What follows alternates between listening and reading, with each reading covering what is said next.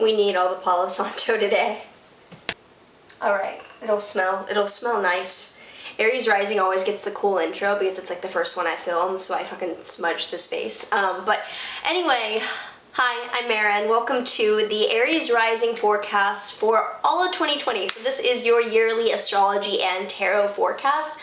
We'll start out with the astrology, what's going on, which thankfully I understand well enough to be able to do without my computer software, so we'll have to just, you know, go by what's happening. I will also pull out the tarot cards, the Work Your Light Oracle deck, and the Law of Attraction cards, so like there'll be a lot of fucking cards. This is gonna be a long one. I'm excited to get into it. So start out astrology, then move into cards, and we'll round it all out with what we see all together. So we'll start out with the astrology talking about the outer planet transits, because outer planets are the big slow movers that'll be hitting major areas of your life for longer periods of time.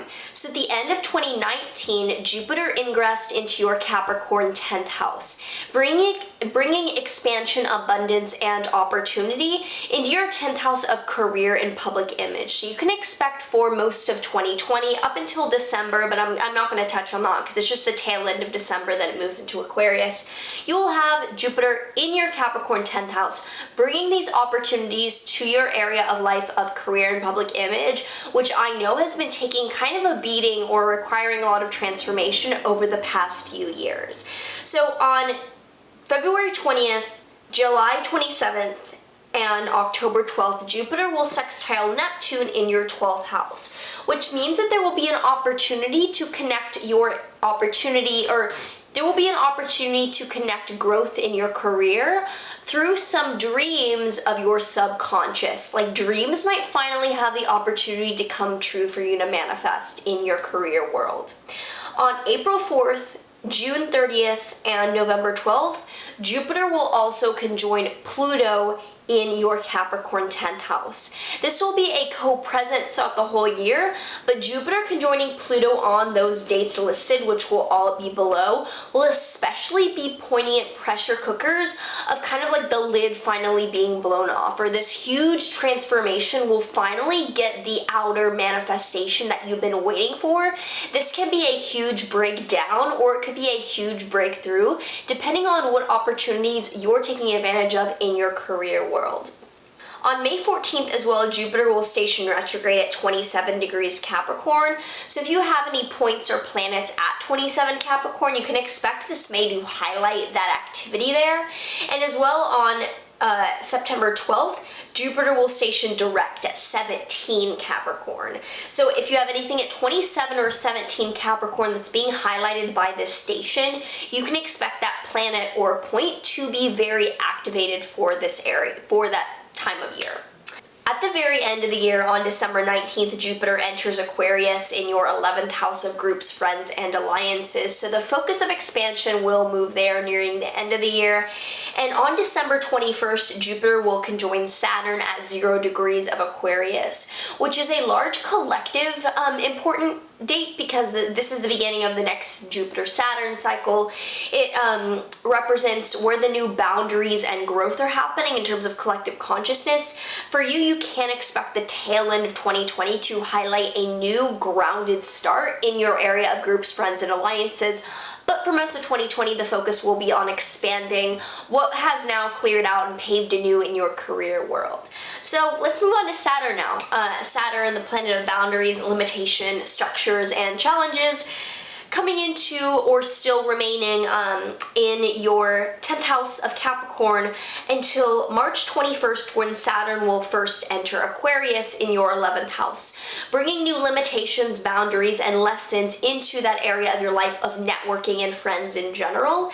On May 11th, Saturn will station retrograde at 1 degree of Aquarius, so you can expect on starting in May, and especially if you have any points or planets at 1 degree or around 1 degree of Aquarius, you can expect definitely a lesson or a challenge or a focal point of growing up to be present this May. On I'm having a lot of trouble saying dates. Mercury retrograde much, because I'm filming these during the Mercury retrograde in my 11th house, actually, that I'm speaking about now, so no wonder. But on September 29th, actually my brother's birthday, Saturn will station direct at 25 Capricorn in your 10th house. So over the course of this year, Saturn will go between your 11th house of friends and networking and your 10th house of career and public image. The limitations will be going back and forth. The lessons will be going back and forth. If you have any planets or points near 25 degrees of Capricorn, you can really expect those to be activated on the 29th of September. On July 1st, Saturn will then enter Capricorn, but it'll re-enter Aquarius at the tail end of 2020 on December 17th. So you can expect those challenges to begin moving into your area of life regarding others and friends and the larger network you keep at large. So let's move on to Uranus. Uranus, the great rebeller. The rebeller, I've never described Uranus that way. Uranus is more like revolutionary, surprise, breakthrough, innovative energy of kind of like, I feel restless here, I need to upgrade.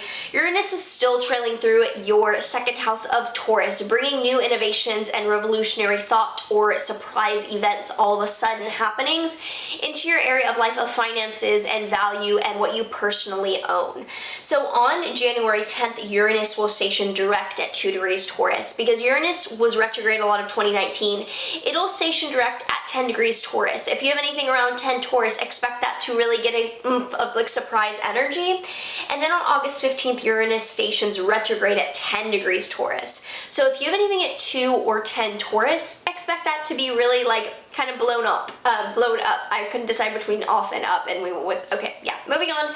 The next planet I want to speak to, which is moving and occurring in your sky, will be Pluto.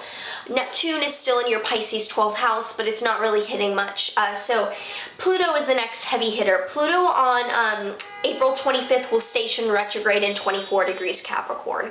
So over most of this decade, Pluto has been changing and asking for crisis and transformation in your 10th house of public image, which I really expressed already is what's being hit hard and what's really changing in your life as an Aries rising. If you have anything around 24 Capricorn, April 25th, expect that to be really highlighted for transformational energy.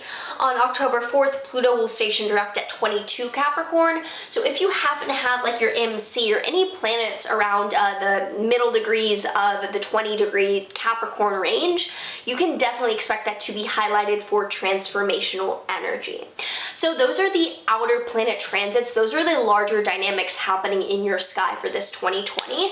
Let's talk about Mercury retrogrades, not because they're a big deal, but because they happen 3 times a year. And this is a good overview to be like, yeah, I'm not going to move into a house then. I'm not going to sign a business contract then. I'm not going to host like a family reunion around this time. So February 16th to March 9th. There will be a Mercury retrograde in your Pisces 12th house and Aquarius 11th house. So February to March, maybe don't sign any contracts or do any networking things with an organization. Also, I would be especially careful about not taking anyone's word for things that you might see as definitely going behind your back in a certain way, February to March. June 18th to July 12th, there will be a Mercury retrograde between your Leo, Cancer, 5th and 4th houses. So this time be wary about things with children, creativity, romance, or family and property. On October 14th through November 3rd, there will be a retrograde, Mercury retrograde between your Scorpio 8th house and Libra 7th house. So during that time, be wary about shared finances or relationship plans that are like set in stone. I wouldn't get married then, things like that.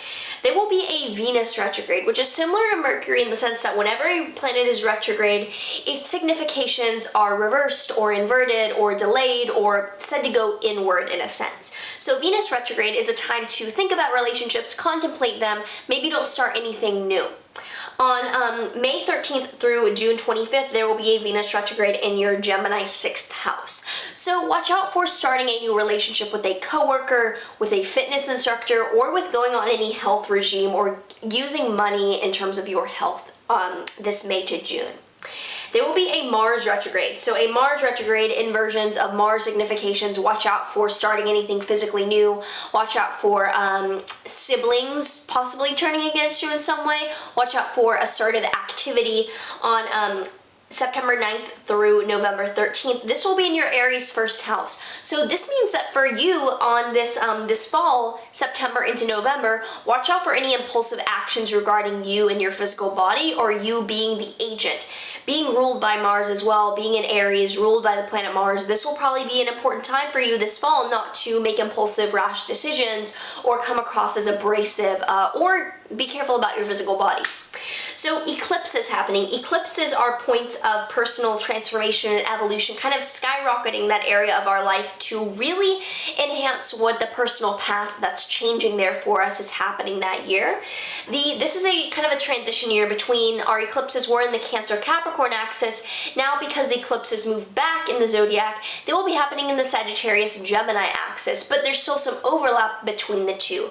So January 10th, there is a lunar eclipse at 20 degrees of Cancer, which is a culmination, an unpredictable completion point around 20 degrees Cancer in your 4th house. This could be a high point regarding home and family.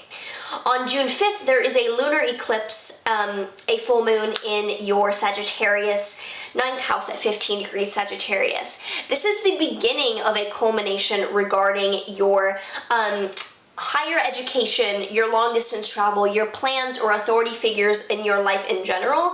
This is a release of things that are building up there. On June 21st, there is a solar eclipse, a new moon at 0 degrees Cancer. This is kind of indicating one final fated beginning with home and family for you. A good time to think of how you can stay grounded for things to begin anew in your Cancer 4th house this June. On July 5th, there is a lunar eclipse, a full moon at 13 Capricorn, a big culmination of things happening in your 10th house. I can expect nearing this summer for things to become really big and real in your career and public image world. On November 30th, there is a lunar eclipse, a full moon at 8 degrees Gemini, the first full moon or culmination point in your Gemini 6th house of health and routine. And then on December 14th, there is a total solar eclipse, a new moon at 23 degrees of Sagittarius in your 9th house. A big new beginning, think about this one regarding authority, long distance travel, or foreigners, could be also higher education in your life. So that is all the astrology out of the way. A big emphasis on career and public image for you, with a new upcoming emphasis on higher dreams and education and long travel in your life. So let's look at the tarot cards to see what you're coming into the year with, what significations are being asked of you through most of the year, and then how the end of the year ties up into the future. So we will go ahead, shuffle the cards. So for the past or let's do this is like moving into 2020, what's happening. This first card is the King of Swords. The King of Swords is the masculine mental faculty showing up in our lives. So there's likely going to be a mentor figure, or you becoming more solid in your thoughts about right or wrong the beginning of this year. I would say this could definitely be a mentor figure, maybe in your career world. So for the middle part of 2020, we have the Queen of Cups inverted, which this is water of water. This is like pure giving, nourishing energy, and inverted. I think that either you or a situation, a person in your life, their heart has kind of gone glacial. Nearing the middle of the year, you might find that someone that you have a lot of faith or trust in, it could be you, is having trouble being compassionate or loving. For the end of 2020, we have the World card, which is the final card of the major arcana. It represents the world we live in, what we are surrounding ourselves with practically on a day-to-day basis. It's the ground where all the events take place. So I think nearing the end of the year, Aries Risings, you will be aware of a larger scheme in your life and have more awareness of the larger structure underlying your life. So with that being said, let's pull a Work Your Light Oracle deck card to see what guidance is coming through. Let's do like a 3-card head, body, heart spread for Aries Rising. So for the head card, we have yes, just say yes. I think that all the activity in your Capricorn 10th house has to do with you leaping into a new career, a more authentic career step. Yes. For the body card, we have Unbound, releasing soul patterns, contracts, and past lives. So I think you physically might be needing to make a change in your family world. There is some fourth house activity coming in with eclipses nearing out in your fourth house. I think that physically you might need to distance yourself from some that you're blood related to who don't actually belong in your soul family. And the Heart card, we have trust your path. If you knew you'd be supported, what would you do? This is so resonant with all the activity in your career world. You need to step into and make that leap into the authentic expression of yourself publicly. How does that reflect your internal world? Because you can't keep being a prisoner to what you think will solve your problems or what you think will look good from the outside. You need to honor that excitement from the inside to do what reflects that as a job. So with those cards coming out, let's do the Law of Attraction card. We'll see what attraction card is coming through for Aries Risings. This is an Abraham Hicks Law of Attraction deck.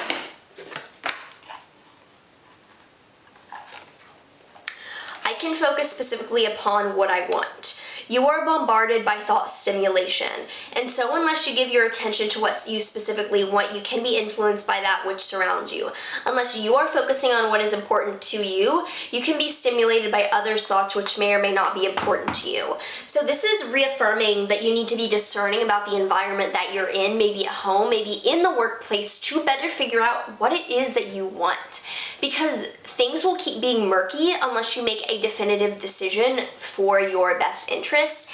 And this year has so much potential for you to transform your outward self. You just have to get honest about what the inner self is asking for. So with this all being said, like, subscribe, do all the things. If you found this helpful, please let me know down below what your 2020 is feeling like and what you're excited for this year. I do offer private astrology consultations down below. Would love to read for you. Otherwise, I will see you in another video.